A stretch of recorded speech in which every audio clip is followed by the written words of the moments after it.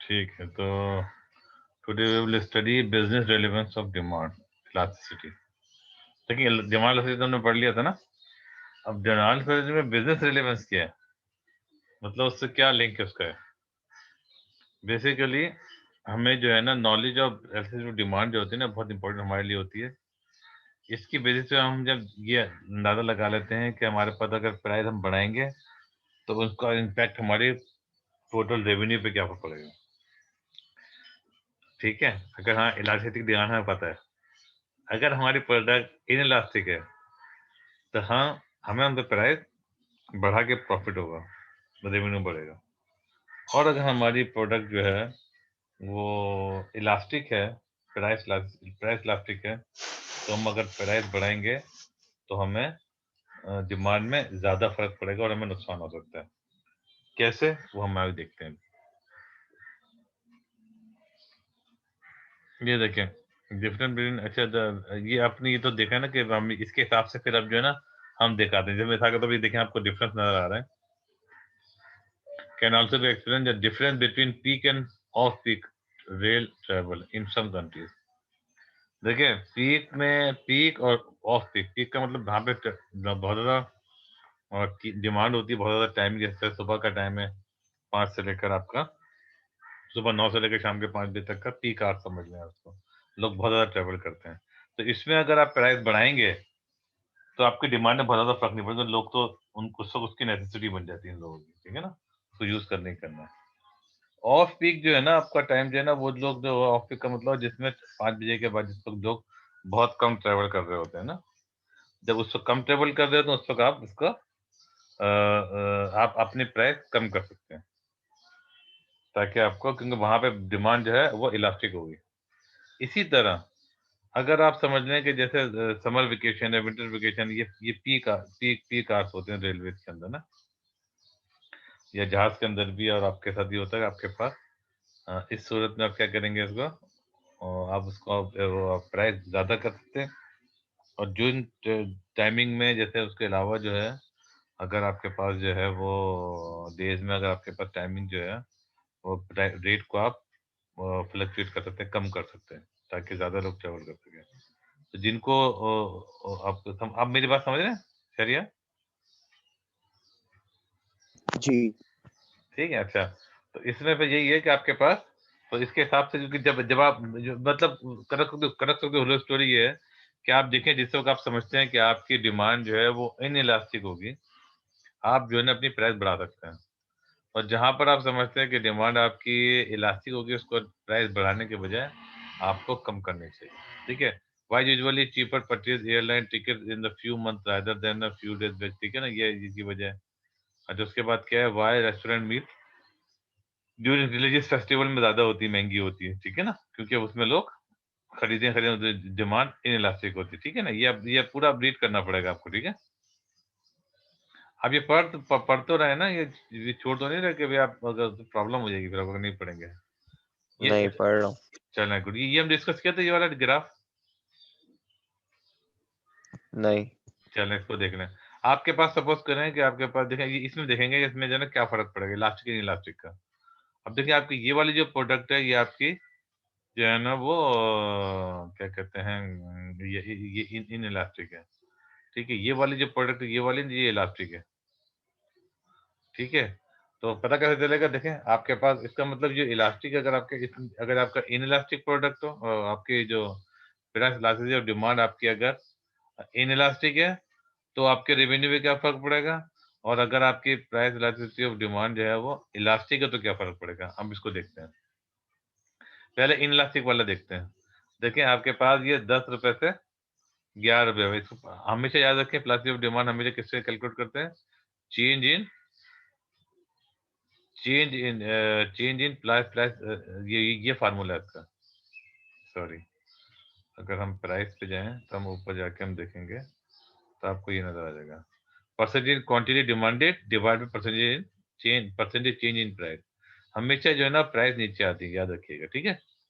अगर यही फार्मूले में अगर हम इसको यहाँ पे रखें तो आपको ये अंदाजा होगा कि हम पहले सबसे पहले परसेंटेज चेंज निकालेंगे।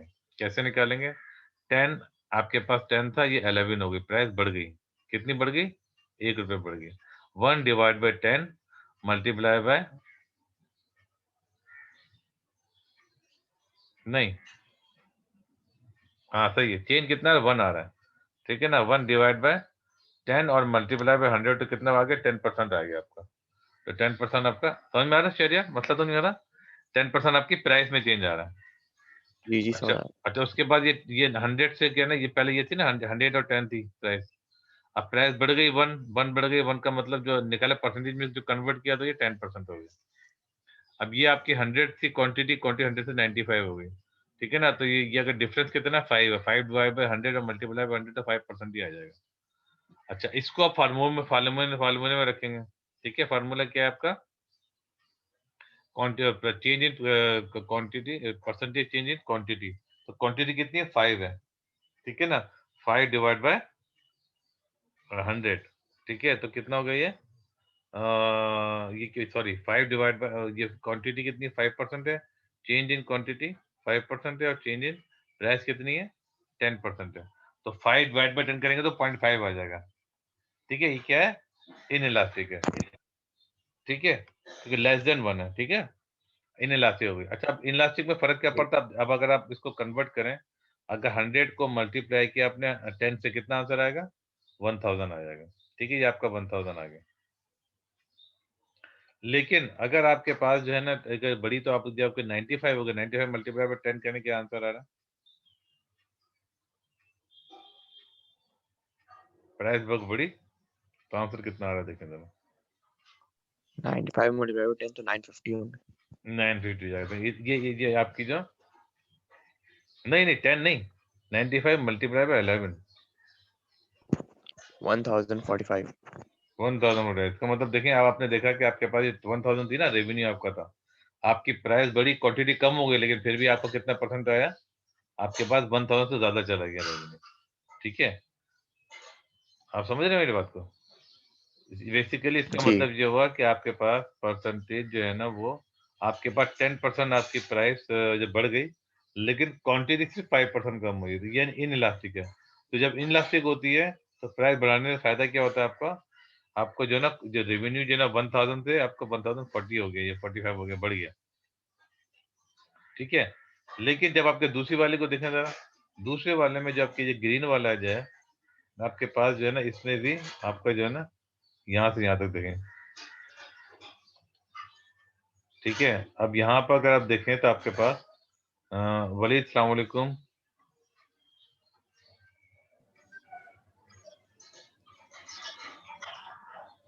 अच्छा वलीद, हम हेलो ये सर, आप, अस्सलाम वालेकुम। वालेकुम सलाम, क्या हाल है? अच्छा, हम ये पढ़ रहे थे इसके अंदर कि बिजनेस रेलिवेंस, ये हमने अभी स्टार्ट किया, business relevance of demand elasticity, ठीक है ना। हमने अभी जो पढ़ा है वो ये पढ़ा है कि जब हम इसको जो है ना, जब ये इसका इसका जो इलास्टिक इन इलास्टिक में अगर डिमांड हो तो उससे आपके रेवेन्यू में क्या फर्क पड़ता है। अभी हमने देखा कि आपके पास जो है ना, वो पहले परसेंटेज में कन्वर्ट किया इसको, ये आपके पास ये से ये वाली देखेंगे, यानी कि आपके पास पहले कितनी थी? ये आपकी 10 प्राइस थी, अब 10 से आपके पास 11 हो गई। 10 माइनस 11 कितना हुआ? ये हुआ आपका 1 divide by original amount 10 multiply by 100, 10% आ गया। और इसमें देखें, इसमें जब क्वांटिटी में फर्क कितना आ रहा है, तो पहले 100 थी और 95 हो गई, तो क्वांटिटी में फर्क जो आया वो सिर्फ 5% आया। तो जब हमने क्वांटिटी ऊपर रखते हैं और प्राइस नीचे रखते हैं, तो क्वांटिटी चेंज कितनी 5% हुई और प्राइस 10% हुई। 5 डिवाइड बाई 10, तो इसको जब आया तो इसका आंसर 0.5 आया, यानी लेस देन हाफ आया। हमें पता चला कि हमारी elasticity of price, elasticity of demand जो है वो इलास्टिक है, इन इलास्टिक है, क्योंकि लेस देन 1 है। अब हमने इसको चेक किया कि भाई हमें जो प्राइस बढ़ी है इससे इम्पैक्ट क्या आ रहा है। पहले 1000 को 10 से मल्टीप्लाई किया तो 1000 आ गया, लेकिन जब 95 को मल्टीप्लाई 11 से किया तो 1040, 45 आया, 40 आया, 1045 आया, जो भी है इसमें, जिसका मतलब है कि हाँ, तो ये आपका रेवेन्यू बढ़ गया। अच्छा, अब हम देख रहे हैं कि अगर आपके पास, अगर आपकी डिमांड जो है वो इलास्टिक हो तो क्या क्या फर्क पड़ता है। यानी कि आपके पास पहले 100 था, अब 100 तक इसको देखें तो ये में 80 हो गया, तो 100 माइनस 80 कितना हो गया? ये आपका हो गया 20 डिवाइड बाई 100 मल्टीप्लाई बाई 100 तो कितना देगा 20% आ जाएगा। 20% क्वांटिटी में चेंज आया और प्राइस में देखें वही के वही आया 10%। ठीक है, तो ये क्वांटिटी ऊपर रखते हैं तो क्वांटिटी हमारी 20%, 20 डिवाइड बाय 100 तो कितना आ गया हमारे पास? हमारे पास जो है यानी कि 20, ये आ गया प्राइस इलास्टिसिटी ऑफ डिमांड। ठीक है, इक्वल टू ये 20 हो गया और ये कितना आ गया? ये आ गया आपको, इसमें 10% है ना 10, तो जो आंसर 2 आ आया गया। है वो आंसर आया 2। अब जब 2 आया, आप देखें जगह आपके यानी कि ये क्या है, इलास्टिक है ना इलास्टिक है? ये आपके पास इलास्टिक है। इलास्टिक है। ठीक है ना, जब इलास्टिक होती है तो प्राइस बढ़ाने में क्या फर्क पड़ता है? अब देखें पहले 100 को मल्टीप्लाई किया 10 से तो 1000 आया।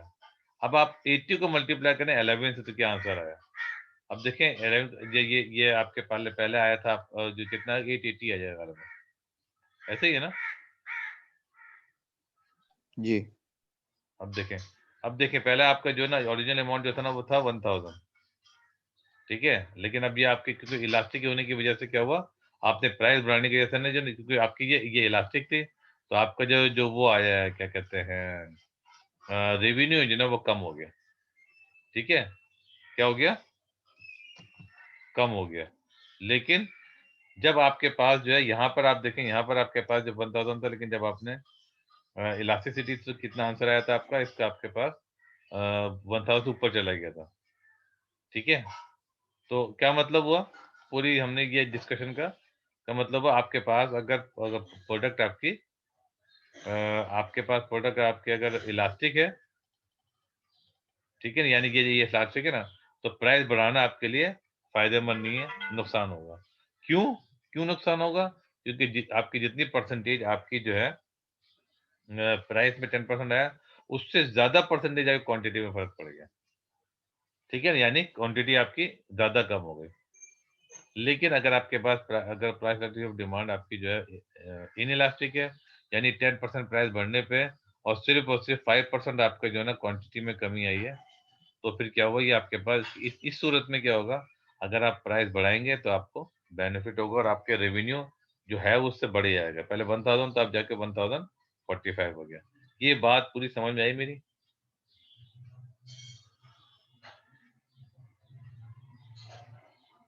जी। चलेंगे, दोनों की समझ में आ गई है?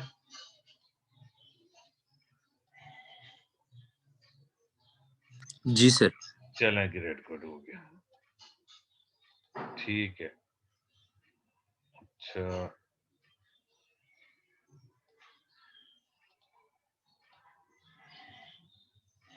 अच्छा, अब अगर हम इनकम ये आ गई, उसके बाद ये हमने पढ़ लिया। अब इनकम इलास्टिसिटी हम पढ़ते हैं। इनकम इलास्टिसिटी का रिलेशन जो है ना पॉजिटिव होता है, याद रखिएगा। और इनकम के लिए हम क्या यूज करते हैं? इनकम के लिए वाई यूज करते हैं, वाई। इनकम इलास्टिसिटी का मतलब होता है इनकम अगर बढ़ेगी तो आपकी इनकम अगर बढ़ेगी तो जो नॉर्मल गुड के लिए आपके पास क्या होता है कि इनकम बढ़ेगी तो आपकी डिमांड भी बढ़ेगी। ठीक है, और इनकम कम होगी तो डिमांड आपकी कम हो जाएगी। ठीक है, समझ में आ रही है बात? जी सर। खैर यहाँ पर एक चीज थी, मैं उसको देख रहा हूँ।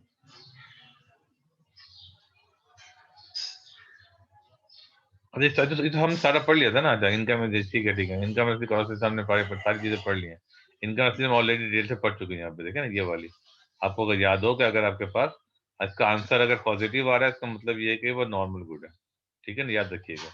और अगर आपका जो है ना वो नेगेटिव आंसर है, इसका मतलब कि वो इंफीरियर गुड है। ठीक है, ये तो आपको पता है।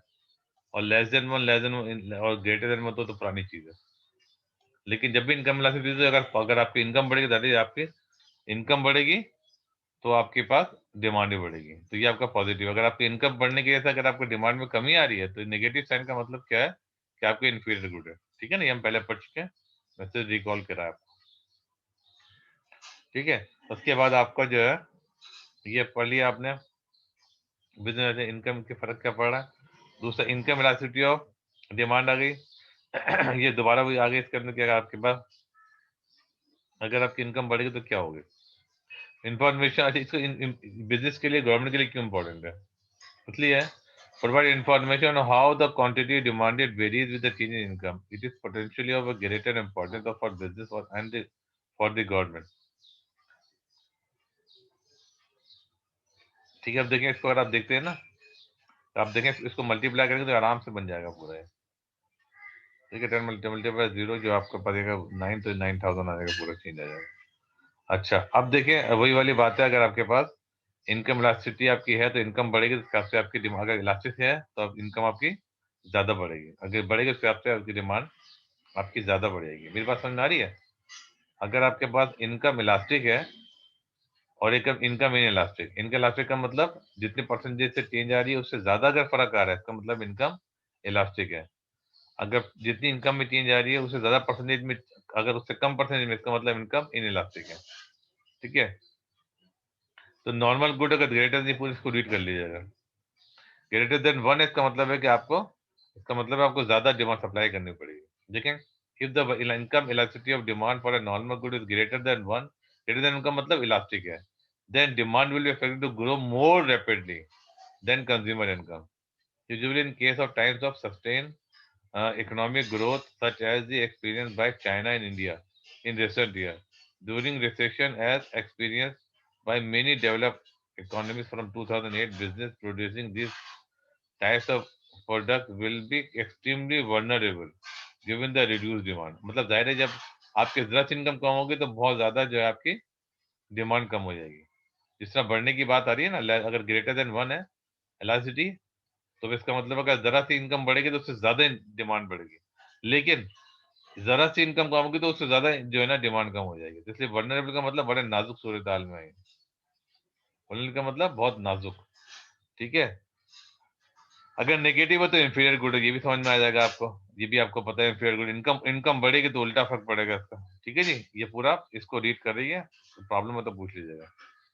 अच्छा, क्रॉस वेलोसिटी भी है। क्रॉस वेलोसिटी का मतलब अगर आपको, अगर कॉम्पिटिटर को आप देखते रहते हैं कि अगर सब्स्टिट्यूट है या कॉम्प्लीमेंट है, दोनों पे डिपेंड करता है। अगर आपके पास सब्स्टिट्यूट गुड्स है तो आपके पास देखना पड़ेगा, आपके पास आपकी जो क्रॉस इलास्टिसिटी समझते हैं, आती है आपको। वलीद बताएंगे हमें क्रॉस इलास्टिसिटी क्या होती है।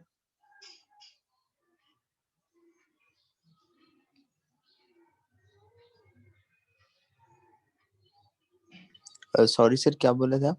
क्रॉस इलास्टिसिटी ऑफ डिमांड ये क्या चीज होती है, पता है आपको? नहीं सर। हाँ शहरियार, बताएंगे आप। सर ये सब्स्टिट्यूट्स होते हैं ना, कि अगर एक चीज की प्राइस ऊपर जाए तो दूसरी चीज को। नहीं, सब्स्टिट्यूट नहीं होते, सब्स्टिट्यूट भी होते हैं, कॉम्प्लीमेंट भी हो सकते हैं। देखें, ये देखें, ये आपको है ना, अगर अभी तो आपको फरवरी शुरू हो गया भाई, आपको सारा देखना पड़ेगा, हम सब भूल जाएंगे, प्रॉब्लम हो जाएगी। देखें, ये आपके क्रॉसिटी और डिमांड जो है ना, ये होती है। क्रॉसिटी हमने पढ़ा था, क्रॉसिटी और demand, percentage change in product ए, ये परसेंटेज इन क्वांटिटी डिमांड है। यानी कि अगर बी के प्रोडक्ट में आप में क्या फर्क आ रहा है, यानी एक प्रोडक्ट है कि चेंज में दूसरे प्रोडक्ट में क्या फर्क आ रहा है, फॉर एग्जाम्पल। लेकिन डिपेंड करता है कि वो प्रोडक्ट आपकी सब्स्टिट्यूट है या आपके पास कॉम्प्लीमेंट है, ये ध्यान में रखिएगा। मैं दोबारा बताता हूँ आपको। आपके पास, अगर आपके पास जो ना, अगर ये कॉम्प्लीमेंट है, मिसाल के तौर पर अगर आपके पास ये अगर पेप्सी की आप ये प्रोडक्ट ए पेप्सी है, ठीक है ना, और ये कोका कोला है, तो ये सब्स्टिट्यूट है ना। जी सब्स्टिट्यूट है। अच्छा ठीक है, तो अगर ये कोका कोला की प्राइस बढ़ रही है, प्राइस बढ़ रही है इसकी, तो पेप्सी में क्या फर्क पड़ेगा, पेप्सी की डिमांड बढ़ेगी या कम हो जाएगी? बढ़ेगी। बिल्कुल ठीक है। क्यों? क्योंकि अगर इसकी प्राइस बढ़ेगी तो इसकी डिमांड में कम आ जाएगी, आपकी डिमांड में इजाफा हो जाएगा। तो इसका मतलब जो है कि आपके पास प्रोडक्ट का क्रॉस से बोलते हैं, क्रॉस मतलब कि है, लेकिन किसी और प्रोडक्ट की प्राइस बढ़ी, सब्स्टिट्यूट अगर है, तो आपके पास पॉजिटिव का आंसर आता है, याद रखिएगा। और प्रोडक्ट सब्स्टिट्यूट नहीं लिखा हुआ पड़े, substitute for each other different types of laptop computer will have positive value of the excessive demand।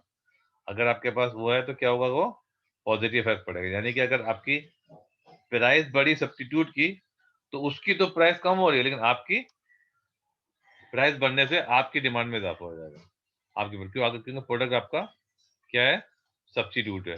लेकिन इफ द लेकिन उसके बाद अगर आपके पास ये कॉम्प्लीमेंट है, if the price B goes up the अरे ये तो हो गया। अच्छा अच्छा, प्रोडक्ट दैट आर कॉम्प्लीमेंट, देखिए कॉम्प्लीमेंट में क्या होता है, इसकी नेगेटिव होती है। क्यों होती है? Computer and printer and software will have negative. क्यों होगी? कि मिसाल के तौर पर अगर कंप्यूटर की अगर प्राइस बढ़ रही है, ठीक है ना, कंप्यूटर की प्राइस बढ़ रही है, तो क्या होगा कि जो सॉफ्टवेयर है उसकी जो है वो अगर बढ़ रही है तो क्या कहता है, इसकी डिमांड में कम आएगी, तो उसके सॉफ्टवेयर की डिमांड में भी कमी आ जाएगी। बात समझ में आ रही है? कंफ्यूज तो नहीं हो रहा नहीं। कि अगर सब्स्टिट्यूट होगा तो आपकी जो है ना, उसका जो है ना क्रॉस वेरिएंस डिमांड जो है वो पॉजिटिव होगी। पॉजिटिव क्यों होगी? क्योंकि अगर सब्स्टिट्यूट गुड्स आपकी है, तो जो दूसरी सब्स्टिट्यूट प्रोडक्ट है उसकी अगर प्राइस बढ़ेगी, तो उसकी वजह से जो है ना आपकी डिमांड में इजाफा हो जाएगा, उसकी डिमांड में कम आएगी, आपकी डिमांड में इजाफा हो जाएगा। लेकिन अगर ये कॉम्प्लीमेंट है, तो कॉम्प्लीमेंट की सूरत में क्या होगा कि आपके पास जो है, आपके पास ये वाली जो अगर आपकी जो कॉम्प्लीमेंट कॉम्प्लीमेंट कॉम्प्लीमेंट कैसे होते हैं, किससे बोलते हैं? जो कि जॉइंटली डिमांडेड होती है एक दूसरे से। कार है, पेट्रोल है, अगर आपकी कार की अगर अगर प्राइस में इजाफा होगा, तो क्या होगा कि डिमांड में इसमें तो कमी आएगी आएगी, आपकी डिमांड में भी कमी आ जाएगी। तो इसका मतलब अगर प्राइस बढ़ेगी तो आपकी डिमांड में कमी आ जाएगी, अगर आपके प्रोडक्ट कॉम्प्लीमेंट है। ये बात क्लियर हो गई? जी। चलें यस सर। चलें, ग्रेट। अब देखें आपके पास ऐसा जो डिमांड, अब ये बार हम यहाँ पे इस जगह पे जाते हैं कि कॉम्प्लीमेंट में, बस एक बात ये याद रखिएगा, अगर कॉम्प्लीमेंट गुड्स हैं तो उनकी क्रॉस से डिमांड जो है ना, अगर वो कॉम्प्लीमेंट है तो वो नेगेटिव होगी, और अगर आपके पास जो है वो अगर वो सब्स्टिट्यूट है तो पॉजिटिव होगी। ठीक है, उसके रीजन ही मैंने आपको बता दिया। ठीक है, लेकिन इसको फिर पढ़ना पड़ेगा ताकि और क्लियर हो आपको। अच्छा, cross relative demand, many countries are concerned with the impact that the rival pricing strategy will have on the demand for their own product। ठीक है ना, सब्स्टिट्यूट अगर है, सब्स्टिट्यूट अगर है तो जाहिर है प्राइस बढ़ेगी तो आपकी डिमांड में इजाफा हो जाएगा, कम होगी तो वो पॉजिटिव, दोबारा आ गया, positive elasticity of demand. The higher the price, the more likely is that the consumer will buy a cheaper substitute. In such case, there are a high degree of interdependence between suppliers of the danger supply and the dangers of the rival cutting price। अगर price cut होगी, ठीक है ना, तो आपकी आपकी demand में कमी आ जाएगी। ठीक है, क्योंकि उसकी डिमांड बढ़ जाएगी, आपकी कम हो जाएगी, क्योंकि पॉजिटिव इफेक्ट है। उसकी प्राइस कम करेंगे तो आपकी आपकी जो है ना डिमांड में कमी आ जाएगी, उसकी प्राइस बढ़ेगी तो फिर आपकी डिमांड में इजाफा हो जाएगा। अच्छा, price likely to be very significant indeed. ठीक है ना। अच्छा, companies are increasingly concern with to get the with the consumer to buy not just one of the product but a whole range of complementary ones। अच्छा, ये भी देखें, complementary one है ना, ये आप चाहते हैं कि आपके साथ साथ जो है ना रेंज वो, तो क्या होता है, आप कंप्यूटर ही बेच रहे हैं, प्रिंटर ही बेच रहे हैं, कार्टेज ही बेच रहे हैं, तो क्या होगा, अगर आप क्या करते हैं, आप प्राइस कंप्यूटर कम कर देंगे तो बाकी चीजों की डिमांड ऑटोमेटिकली बढ़ जाएगी। ठीक है। अच्छा, ये देखें, that is computer, printer, cartridge extra demand में identify those products that are most complementary and help a company introducing a pricing structure that generate more revenue। For instance, example दे रहे हैं, market research may indicate that families spend most money at restaurant when special deals are offered। ठीक है, आप देखेंगे जब deal आती है ना, ज्यादा खर्च करते हैं। अब जगह जगह जगह आपने देखा हर जगह डील चल रही है, मैंने तो उस पर जब मौसम स्पेंड करते हैं। अब इन्होंने क्या किया, restaurant when the deals are offered, अच्छा, even though the price of demand for meals is low. ठीक है, हालांकि वैसे डिमांड जो है ना क्या है, वो लो है। In this case, for example, the high negative correlation between meal prices and the demand for soft drinks such as Pepsi, cola, देखिए ये कॉम्प्लीमेंट्री है ना ये सारे। अगर आप कोल्ड ड्रिंक लेंगे साथ साथ साथ साथ साथ क्या होगा कि पेप्सी को भी जरूरत पड़ेगी, हालांकि उसकी प्राइस कम नहीं हुई लेकिन डिमांड बढ़ जाएगी। अच्छा, means that although the revenue from food sales में फॉल। अब देखें जरा, अगर आप प्राइस कम करेंगे ना, हो सकता है इसका आपके पास इसमें रेवेन्यू फॉल होगा। the demand for soft drink may increase. This indicates that the restaurant may need to introduce a more sophisticated pricing structure by looking at the relationship between the demand for all product and services offered. क्या मतलब हुआ कि आपके जो different जो आपके जो restaurant में आपकी चीज है जो प्रोडक्ट कर रहे हैं, जैसे अगर आप फूड है, फूड का रोटी की डिमांड पे की, सलाद की भी आएगी, रायते की भी आएगी, कोल्ड ड्रिंक की भी आएगी, स्वीट डिश की भी आ जाएगी ना। तो क्या होता है कि आपके पास ये सारे जो है ना कॉम्प्लीमेंट्स हैं। ठीक है, इसके अंदर कुछ सब्स्टिट्यूट भी हो सकते हैं आपके, जैसे चिकन है, मटन है, फिश है, इनमें सब्स्टिट्यूट भी है। तो इनको पूरा देखना पड़ता है कि आपके कौन कौन सी प्रोडक्ट सब्स्टिट्यूट है और कौन कौन सी प्रोडक्ट जो है वो आपके कॉम्प्लीमेंट है। उसके मुताबिक सारा देख के फिर ये प्राइसिंग स्ट्रेटेजी बनाते हैं। ठीक है, समझ में आ रही है? एक कॉशनरी नोट पढ़ लीजिएगा, बेस में देरी नहीं है, एग्जैक्टली कैलकुलेट करने कर सकते हैं। ये बता रहे हैं कि जो हम शायद डिस्कस कर रहे हैं एग्जैक्टली इतना कैलकुलेट करना आसान नहीं होता है, लेकिन ये जरूर पढ़ लीजिएगा इसको। ठीक है ना, डेटा कलेक्ट करना इतना आसान नहीं होता है, मतलब उसके बेसिकली कौशल जो बता रहे हैं आपकी लिमिटेशन बता रहे हैं। अच्छा, जिस तरह हमने प्राइस इलास्टिसिटी ऑफ सप्लाई पढ़ी थी, डिमांड पढ़ी थी, इसी तरह प्राइस इलास्टिसिटी ऑफ सप्लाई पढ़ेंगे आप। ठीक है, सप्लाई में क्या फर्क पड़ता है, वही वाली आ गई। ये हमेशा रखिए, याद रखिएगा कि चेंज इन प्राइस जो है वो हमारे पास डिनोमिनेटर में आता है, नीचे आता है, याद रखिएगा। एक क्वांटिटी ऊपर आती है, बिल्कुल सर। जहां पर यहाँ भी तकरीबन मोर और लेस वही चीजें होंगी भाई। आपकी अगर आपकी प्राइस में अगर चेंज आ रहा है, उतना ही चेंज अगर आ रहा है तो इसका मतलब है इनइलास्टिक है, तो सॉरी उतनी ज्यादा तो यूनिटरी है, अदरवाइज इलास्टिक है। अब देखें, अगर मैं फैक्टर इन्फ्लुएंसिंग, अगर फैक्टर देखें तो कौन कौन से फैक्टर इसके अंदर है। द ईज, अगर बिजनेस इजीली एक्यूमुलेट और रिड्यूस स्टॉक कर सके तो सप्लाई बड़ा कम कर सकते हैं। समझ में आ रही है आपके? अगर आप इजीली स्टॉक बढ़ाया कम सकते, वैसे डिमांड सप्लाई बढ़ा भी सकते हैं, कम भी कर सकते हैं, लेकिन इजीली स्टॉक बढ़ा कम नहीं सकते तो फिर आप नहीं कर सकते।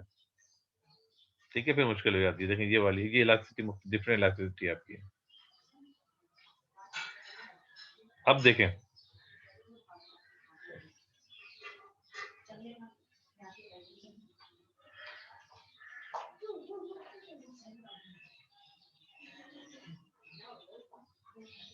अब देखें ए में जो है, ए में कितना है कि 10 क्या मतलब, अगर आपके पास जीरो है प्रोबेबिलिटी, मिसाल के तौर पर आपका ए देखें, ए ग्राफ देखें, ये वाला ए ग्राफ है, ये वाला, ये क्या है, बिल्कुल इनइलास्टिक है। ठीक है, और ये परफेक्टली इलास्टिक है। ये तो दो ग्राफ तो ऑलरेडी पता है आपको। ठीक है, जैसे ए है परफेक्टली इनइलास्टिक और ई क्या है, परफेक्टली इलास्टिक। ठीक है, इसमें क्या होता है, जो उसके बाद इधर देखें, ये तो हो गया, उसके बाद 6 डिग्री, 6 डिग्री, 10 डिग्री, 20 डिग्री। इसमें क्या होता है कि आपके पास जो है वो, आपके पास अगर आपके ये वाला जैसे जैसे बी है, बी वाला यहाँ से जा रहा है, बी वाला कह रहे हैं percentage in the quantity supplied 6 degree. तो अगर परसेंट प्राइस में कितना चेंज आ रहा है, 10 डिग्री आ रहा है, तो ये 6 और 10 का मतलब क्या हुआ, 6 डिवाइड बाय 10 करेंगे तो 0.6 आ जाएगा। तो रिलेटिवली आपको ये तो ऑलरेडी पता है आपको। ठीक है ना, अगर ये आपके पास क्या है, अगर आपके पास ये लेस देन 1 है तो ये कहलाता है इनइलास्टिक, और ये 1 है तो क्या कहलाता है, यूनिटरी। और अगर आपके पास मोर देन 1 है तो ये इलास्टिक कहलाता है। ठीक है जी, ये तो पता ही है आपको। ठीक है ना। अच्छा, उसके बाद देखें एक और चीज आगे, the ease with each the money, the ease with which they can increase production in short term business and instruction, इससे जाहिर है तो क्या होता है, वो हाई प्राइस रिसर्च होगी।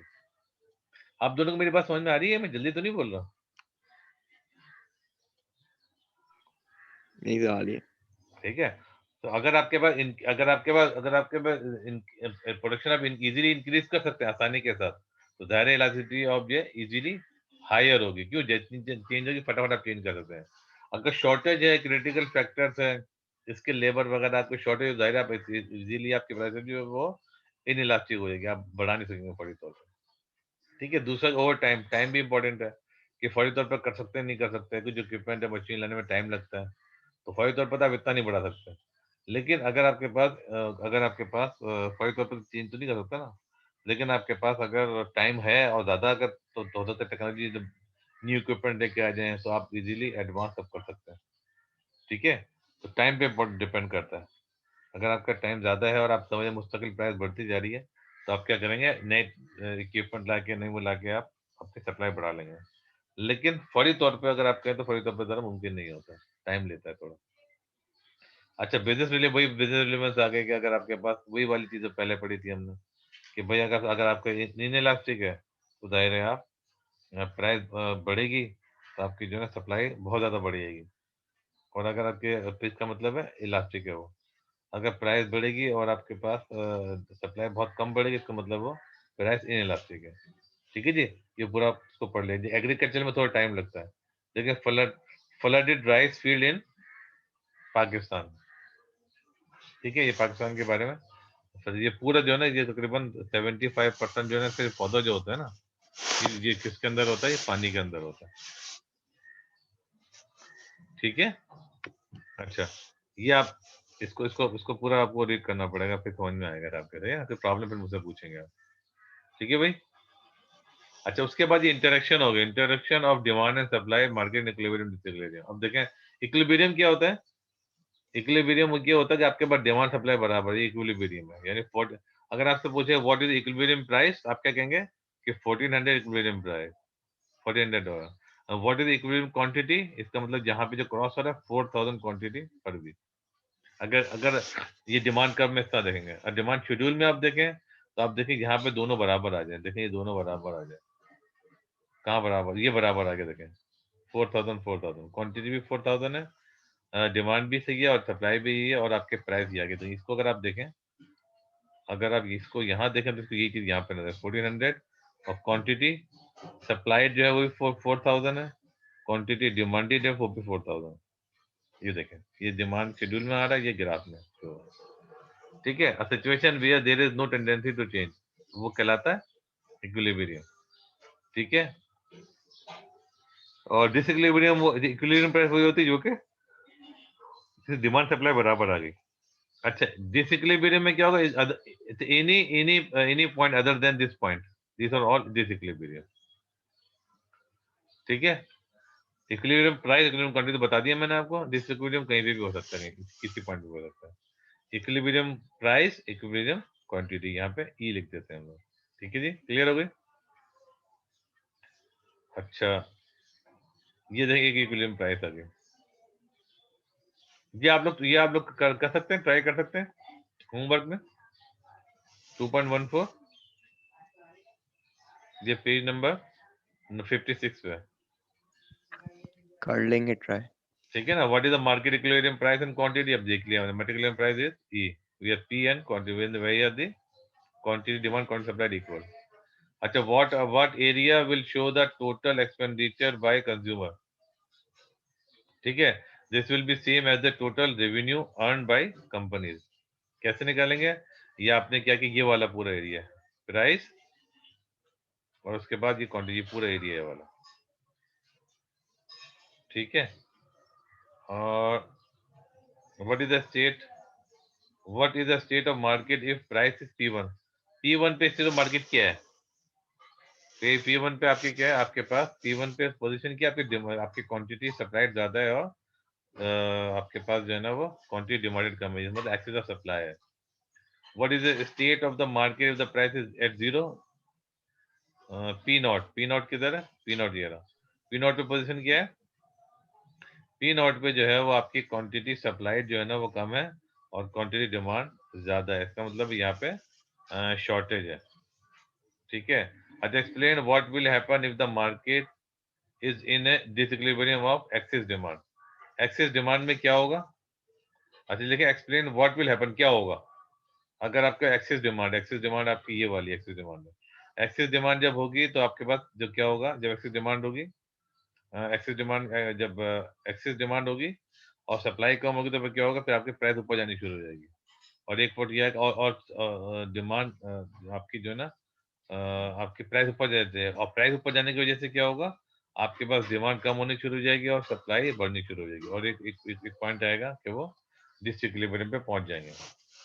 लेकिन अगर आपके पास एक्सेस सप्लाई है, ठीक है, एक्सेस का मतलब ये वाली एक्सेस सप्लाई यहाँ पर है और डिमांड कम है, तो फिर क्या होगा कि आपके पास जो है ना वो प्राइसेस नीचे आनी शुरू हो जाएंगे। जब प्राइस नीचे आनी शुरू हो जाएगी तो उसके बाद सप्लाई कम होने चलेगी और डिमांड बढ़नी शुरू हो जाएगी अगर प्राइस नीचे आएगी। ये पूरा एक्सप्लेन करना है आपको। अच्छा, disadvantage of there is the using the symbol PS and PS as market rather than actual number. क्यों? आपको सब आइडिया मिल जाए। What are advantage disadvantage? Advantage ये है कि बहुत इजीली आपको सच्ची समझ में आया था, लेकिन डिसएडवांटेज क्या है कि आपको एक्चुअल जो है ना फिगर की अगर नहीं शो करते तो आपको सही से अंदाजा नहीं होता। आपको ये कह रहे हैं PS एंड QS, प्राइस और सप्लाई एंड क्वांटिटी सप्लाई। ठीक है, ये इसके पूरा कर लीजिएगा। ठीक है। अच्छा, shift in market demand. Shift में क्या होता है? शिफ्ट का मतलब होता है, एक बार शिफ्ट कब होता है पता याद है बच्चों आपको? ये शिफ्ट प्राइस कब होती है? जब इनकम में कुछ चेंजेस आती हैं या लोग लोगों अच्छा, के फैशन सेंस या यूज करना छोड़ दें वेरी गुड। ये प्रोडक्ट। बिल्कुल ठीक है। देखिए इसको इस तरह बता सकते हैं आप कि आपके पास कोई भी factor other than the price अगर इफेक्ट करेगा, जैसे इनकम क्या फैशन के साथ ये फैक्टर वो जो प्राइस के अलावा इफेक्ट कर रहा है। अगर प्राइस इफेक्ट करेगी तो लॉन्ग द कर्व होगा। ठीक है। अगर प्राइस के अलावा कोई फैक्टर इफेक्ट करेगा तो वो या तो आउटवर्ड होगा या इनवर्ड होगा। ठीक है, तो शिफ्ट हो गई। यहाँ शिफ्ट का मतलब हुआ कि आपके पास कोई फैक्टर इफेक्ट कर रहा है जो कि अदर देन दी प्राइस पे इफेक्ट कर रहा है, तो आपका शिफ्ट चले जाएंगे आप। ठीक है ना। The shift of the right market demand curve for PC, इसका मतलब हुआ कि आपके पास वही प्राइस वही है लेकिन किसी और फैक्टर ने, जैसे आजकल ऑनलाइन क्लासेस चल रही है तो क्या हुआ, इसकी पीसी की डिमांड बढ़ जाएगी, उसी प्राइस पे ज्यादा डिमांड कर लेंगे। लेकिन उससे होगा क्या, ये जो डिमांड बढ़ेगी शिफ्ट करेगी तो जाहिर प्राइस ऊपर चली जाएगी। ठीक है। ये शिफ्ट जो है प्राइस की वजह से नहीं हो रही है, लेकिन इस शिफ्ट की वजह से प्राइस ऊपर चली जाएगी। अच्छा, इनकम द एबिलिटी टू पे, ये भी आगे बात आ गई, एबिलिटी पे कितनी है आपकी। ठीक है। और इसको आपको देखो वही वाली बात आ गई, price ability of the dated product हो गया, फैशन है, टेस्ट एटीट्यूड है, इन सब पे डिपेंड करता है। इसकी वजह से फॉर एग्जाम्पल अभी पढ़ा था ना, इसकी वजह से क्या होगा कि आपकी शिफ्ट हो जाएगी। और अगर इनकम एबिलिटी आपकी कम हो जाएगी तो आप लेफ्ट पे चलने, मतलब आपकी कम हो जाएगी। और अगर इनकम बढ़ेगी तो बढ़ जाएगी। अच्छा, शिफ्ट इन मार्केट सप्लाई कब होगी? आपके पास जो है ना ये आपके कॉस्ट ऑफ प्रोडक्शन अगर आपकी कम हो गई, देखे ना, तो ये राइट पे चले जाएंगे। कि समझ लीजिएगा इसको। कॉस्ट है, देखें एक आगे कॉस्ट आ गई। कॉस्ट का मतलब कॉस्ट ऑफ प्रोडक्शन है, जैसे वेज है, work productivity, raw material, energy. Cost of अगर आपकी कम होगी तो आपकी जो है ये क्या होगी, आप चले जाएंगे राइट पे शिफ्ट हो जाएंगे। ठीक है सर, ये तो हमारा टाइम तो ऑलरेडी खत्म हो गया, तो टेंशन की जरूरत नहीं है, जैसे खत्म होगा इससे पहली क्लास हो जाएगी हमारी इंशाल्लाह। ठीक है ना, तो टेंशन ना लें। ये आपके राइट पे शिफ्ट होने का मतलब क्या होगा कि आपके कॉस्ट कम हो गई। ठीक है। Companies are not more willing to the companies previous wanted, ये हो गया। अच्छा, cause of shift in supply. अच्छा, इक्विपमेंट मेंटेनेंस हो सकती है, अगर ज्यादा हो जाएगी तो फिर आपकी सप्लाई कम हो जाएगी। अगर आपकी कोई इक्विपमेंट मेंटेनेंस कॉस्ट कम हो जाएगी तो आप राइट की तरफ शिफ्ट हो जाएंगे। ट्रांसपोर्टेशन कॉस्ट आपकी बढ़ जाएगी तो जाहिर है आप लेफ्ट पे जाएंगे। अदरवाइज अगर ट्रांसपोर्टेशन कम हो जाएगी तो आप राइट पे चले जाएंगे। जब स्पीड ऑफ टेक्नोलॉजी आपकी बढ़ जाएगी तो क्या होगा बताइए, राइट पे जाएंगे लेफ्ट पे जाएंगे? अगर बेहतर टेक्नोलॉजी इस्तेमाल कर रहे हैं आप, राइट में वेरी गुड। और अगर आपके पास टेक्नोलॉजी कम हो जाएगी तो लेफ्ट पे चलेंगे, वेरी गुड, शाबाश। Size and nature of the industry पे डिपेंड करता है, ये भी डिपेंड करता है। अगर आपकी अगर इंडस्ट्री छोटी है जाहिर सप्लाई आप बहुत से बढ़ाएंगे नहीं, अगर सप्लाई इंडस्ट्री बहुत बड़ी है तो जाहिर सप्लाई आपको बढ़ा देंगे। ठीक है जी। गवर्नमेंट पॉलिसी पे भी डिपेंड करता है। गवर्नमेंट पॉलिसी अगर टैक्स लगाएंगे तो क्या होगा, अगर टैक्स लगेंगे तो क्या होगा कि आपके पास सप्लाई आपको लेफ्ट पे चली जाएगी, और आपके सब्सिडी देंगे तो सप्लाई राइट पे चली जाएगी। ठीक है। स्पेसिफिक टैक्स, एनवायरमेंट टैक्स का डिफरेंस आपको पता है, एक पर जो 1 2 रुपए 4 रुपए लगाते हैं ना किसी पर यूनिट के ऊपर, वो कहलाते हैं स्पेसिफिक टैक्स। और परसेंटेज में अगर हो वो क्या कहलाता है, एट वोलरम टैक्स। ठीक है जी। ये चीज आ गई। उसके अलावा जो है ना change in other other supply influence the factor, जो उसके अलावा फैक्टर भी हो सकते हैं। ठीक है, ज्वाइंटली सप्लाई है उसकी और भी फर्क पड़ सकता है। अच्छा, चेंज इन इक्विलिब्रियम भी हो जाएगा, ये एक और पढ़ लें, खत्म करते हैं फिर। ठीक है ना। इक्विलिब्रियम में क्या देखें, जब आपके पास ये आपके सप्लाई ये थी और डिमांड आपके पास ये रेड वाली थी, डिमांड ये थी और ये वाली सप्लाई थी। लेकिन अगर आपको शिफ्ट हो गई तो आपके पास, अगर आपके पास देखें, समझ लीजिएगा गौर से, आपके पास अगर सप्लाई वही है डिमांड बढ़ी है तो उससे प्राइस ऊपर चली जाएगी। ठीक है, याद रखिएगा इसको। क्यों? क्योंकि सप्लाई वहीं की वहीं है, उतनी को सप्लाई, डिमांड बढ़ के दायरे आपकी प्राइस ऊपर चली जाएगी। ग्राफ भी यही शो कर रहा है। इसी तरह अगर आपकी डिमांड वही है, सप्लाई कम हो गई, तो प्राइस कहाँ जाएगी? ऊपर चलेगी। समझ में आ रही है मेरी बात? अगर डिमांड वही है और सप्लाई सप्लाई बढ़ गई तो प्राइस नीचे आ जाएगी। समझ में आ रही है? बच्चों दोनों समझ में आ रही है? आपके कंफ्यूज तो नहीं हो रहा है? नहीं। जी सर समझ आ रही है। Very good. यानी कि अगर डिमांड वही की, सप्लाई बढ़ गई, सप्लाई बढ़ गई तो प्राइस आगे चलेगी। जैसे आजकल जो है ना, वो आपको पता है कि टमाटर की पिछले दिनों ज्यादा प्राइस चल रही थी, तो सप्लाई जो है ना, प्रोडक्शन के 1-2 महीने का सप्लाई बहुत ज्यादा आ गई।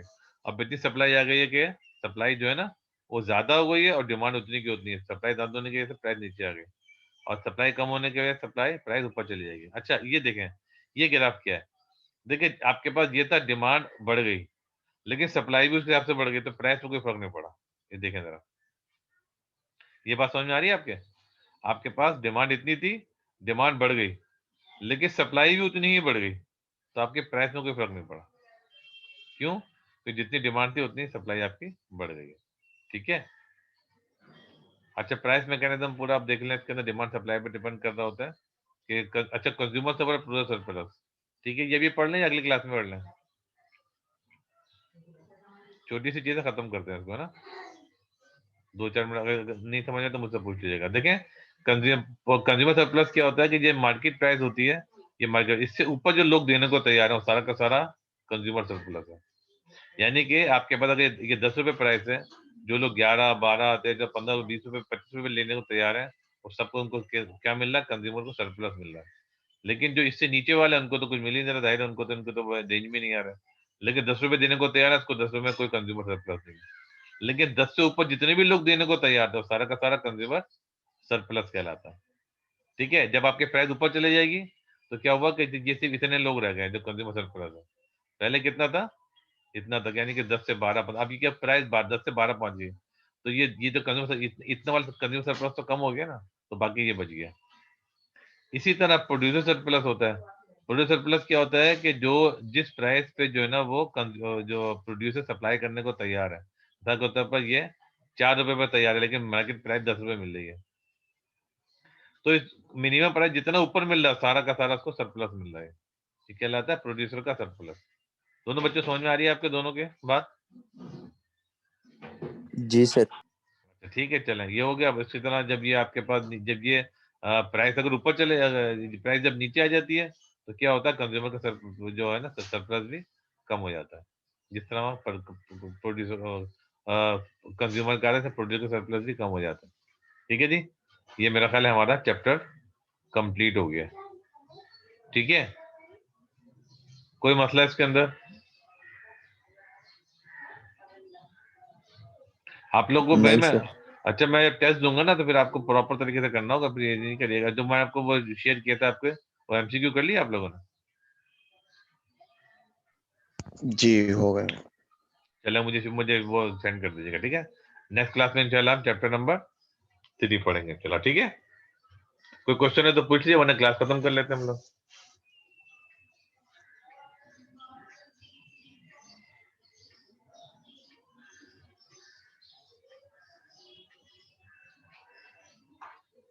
हाँ भाई,